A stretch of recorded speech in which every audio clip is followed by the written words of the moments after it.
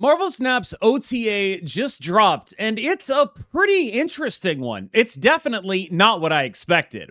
Wilson Fisk going to 8 points of power feels like something that's a little bit overdue. Now, there are two things that I want to talk about with regards to this. The first is that Wilson Fisk has consistently been an extremely solid card since he came out in basically every facet. This has been a card that has been in Super Giant decks. This has been a card that has been part of every Techno-Organic Virus deck. I've been playing him in various Tempo Thanos shells. Very clearly one of the more dominant, well-statted cards in the game. The big question is whether that remains true at the 8 power stat line that he'll be at now.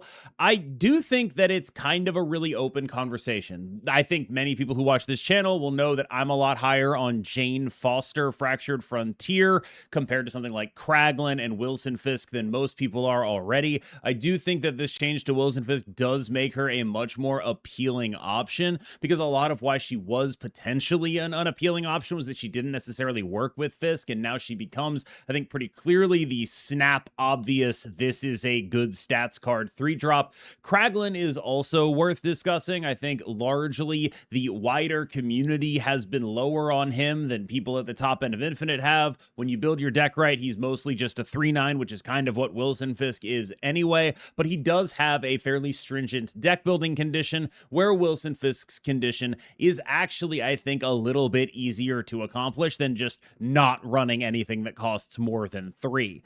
I think Wilson Fisk is probably still one of the better, I guess we'll just call him a 3-drop at this point, 3 drops in the game here. And I don't think I'm going to be taking him out of many decks that he's currently in, honestly, because a lot of the decks that he's currently in will just sort of naturally be doing the things that he wants them to be doing anyway. And I'm not really upset at playing a 3/8. I expect this card to remain roughly similar to its current spot, which is to say a top 5 quotes 3-drop in the game right now. It might just move from 1 to 3 or 4 or something like that.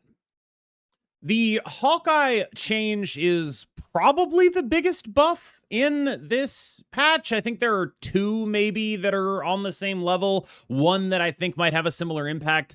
Hawkeye going to gaining +4 power is a really interesting change. I have been pretty vocally against making the cards in Series 1 sort of obviously too strong, and doing rate stuff like this, I think, does throw a lot of other Series 1 cards into question. Like, why is it okay for there to be a 1/5 when the top end of Series 1 is so many small cards? But Ant-Man is already sort of raising that question, so I guess it's probably fine. And Hawkeye is teaching new players about the power of putting cards in a specific location and how that can cut you off from future opportunities. Again, I think it's fine.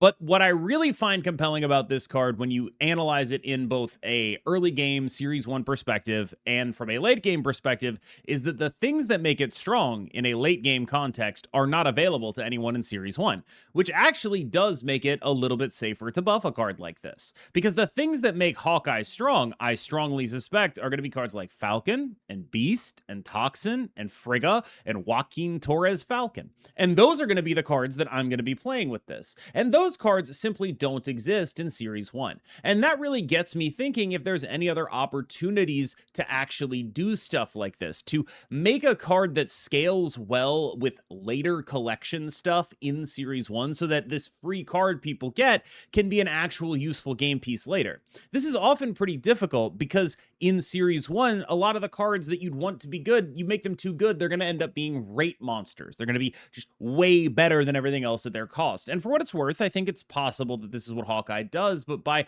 locking some of his output behind cards you don't have in Series 1, it is a safer target to buff than something like a Blue Marvel or a Claw, who is just a pile of stats that you see. I think that this makes me wonder if there's other opportunities for them to do this, and I'd really like them to look at if it's ways to find safe cards to improve in the new player experience. The buff to Hydro Man up to 10 cost is a rail I'm glad they're touching. I feel like it's been a long time wherein they have not been willing to touch the rail of a 5/10, which strikes me as vaguely ridiculous. And I understand why they feel this way, but I think once they made Surtur unable to hit 10 power, the problems of making a 5/10 were not really meaningfully there anymore, and they've just refused to touch the stat line for an extended period of time. So while I am upset that it kind of took Thanos to get them to admit that this was an okay thing to do, I am happy that they are finally there. This card released at 5/8, it had nothing to do. At 5/10, there is actually meaningful hooks into a Scar-based strategy, discounting your Scar and also the card on top of your deck, allowing you to do extremely powerful stuff contingent on your opponent not having a Mobius. Now, granted, this is probably still not as good of a 5-cost card in that very deck as it is to play Thanos Fractured Frontier, which again is kind of indicative that they probably could have touched this stove a while ago. An analogy that's been occurring to me is that it's almost like they learned not to touch this hot stove, turned the stove off, let it get cold, and we're still afraid to touch it. I'm glad they're willing to touch it now. One other constant opinion that you'll see in my content is that the sort of worse versions of cards still need to be a little bit good. And Groot is pretty god-awful. And so him getting a point of power might not seem like a particularly meaningful thing. But Kraglin wasn't very good when he was 3/4/+4, and him going to 3/5/+4, like I predicted, pat myself on the back a little bit, did make him one of the premier 3-drops in the game. These numbers actually really do matter, because a lot of these 3-drops are being played for their purposes of being a stats idiot. 3/5 with some upside is so meaningfully different from 3/4 with some upside, because if you don't hit your upside on the 3/5, at least you're still a 3/5. At least you're still on rate. At least you're still providing meaningful contribution to the board. And I know it might not seem like a huge deal. What's the difference between 4 and 5? The difference between 4 and 5 is your opponent is also playing a 3/5 with negligible upside, or some upside, or maybe a lot of upside, depending. But if you're both playing 3/5s with upside, let's say both of you miss the upside, then you're even. If you're playing a 3/4 with upside, your opponent is playing a 3/5 with upside, you're not even if you both miss the upside. The biggest thing this does for Groot is get him into the conversation. And I think that's actually really important because, again, it's really important if we're talking about things in a budget context that people have meaningful budget replacements. One of the most frustrating conversations I am asked is one of the most frustrating questions I am asked, or conversations to have, is I am often asked, what is a good budget replacement for X card? And the answer is, I don't know, because Marvel Snap's collection system is so individualized and atomized that I don't know what you have. I can't know what you have. In some cases, there are no meaningful replacements. I don't know what a replacement for Thanos would be. That's not really a card you can replace in the Thanos deck. That's why it's called a Thanos deck.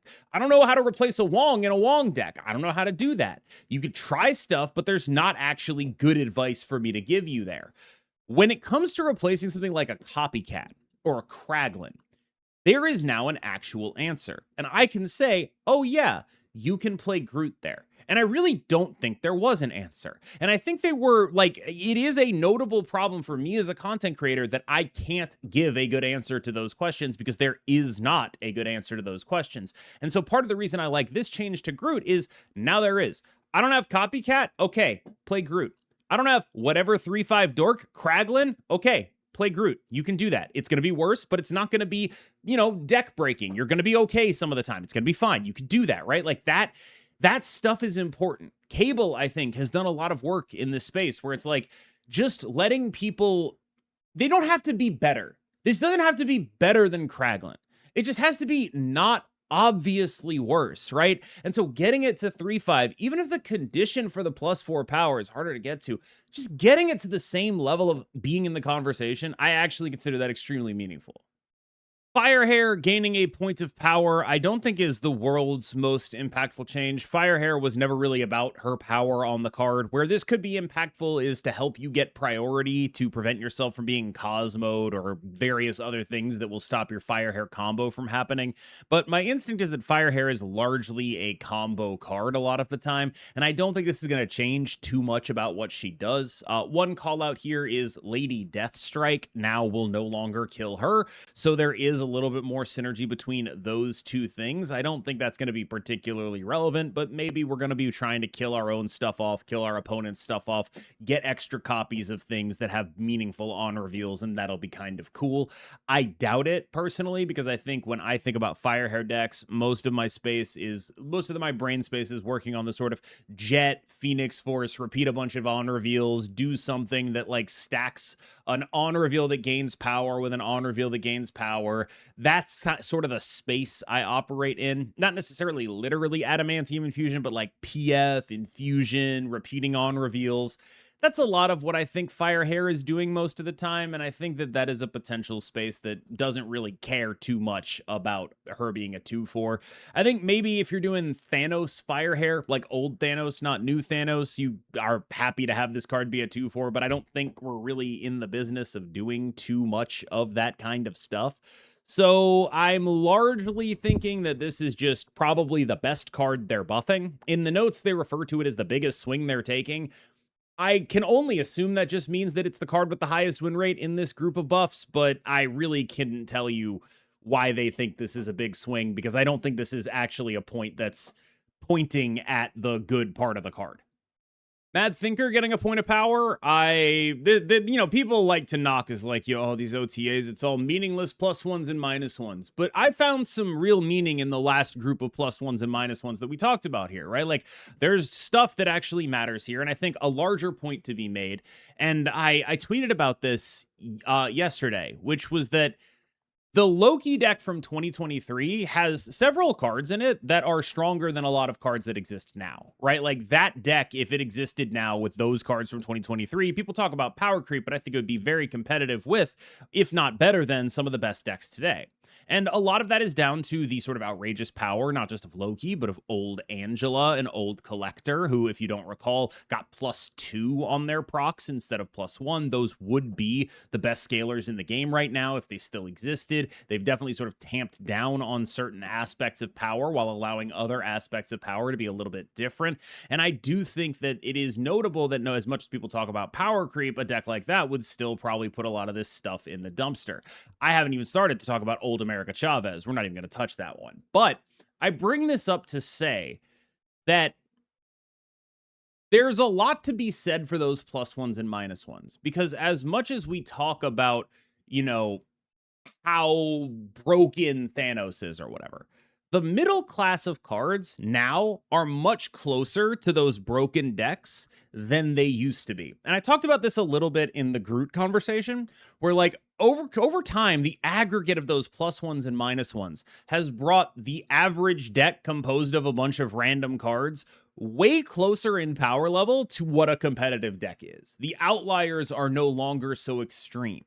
Now, I will say this, the combo decks are probably stronger, but if you're just like mid-ranging on mid-range, a lot of the stuff you're doing in just like random whatever shells is closer than it used to be. And I think Groot's a good example. Like, yeah, you're budgeting whatever, you don't have Kraglin. Groot is like actually pretty close. It's not perfect, but it's way closer than we had any replacement for those cards back in the day. There just was nothing even close. They were outliers to a degree that we just don't seem to have anymore. Like the difference between old Angela, old Collector, and every other 2-drop was colossal, and that is no longer the case. We don't have that really. Thanos is close, but even him, it's like there's not a good replacement for what he does, because he does a lot of things, but it's not like he's the level of outlier that old Angela and old Collector were, where it's like, yeah, okay, you can play a 2/4, or this is going to be 20 power. Like, there's a difference, right? It's not that those cards it's not that he's not as strong as those cards. It's that everything else is a little bit stronger. So I do think that people knock on like +1s and -1s a lot, and they don't seem particularly meaningful at any given time, right? But in aggregate, I do think they've done something that is good for the game, which is a long way of saying this is one of those +1s and -1s that does not seem particularly meaningful to me, but is still pretty clearly the right thing to do because of the way it actually sort of sets the game a little bit up such that bad cards are now closer to good cards. They're not there, but a lot of them are a lot closer. No one's going to play Drax. You can't make me second dinner. You can't make me play Drax. I'm not going to do it. I refuse to play Drax. You are not going to make me play this buff should have gone to rescue. We should have put this point on rescue instead of on Drax, unless you're specifically trying to buff Major Victory. I just got out of a whole waxing poetic defending the +1s and -1s, but I can't even do it for this. Come on, you can +2 him.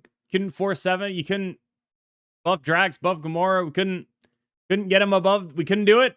Just couldn't do it. He's gonna be too good. Just couldn't do it. All right, y'all. Thanks so much for watching. As always, I've been KMBest. You have been phenomenal, and I will see you in the next one.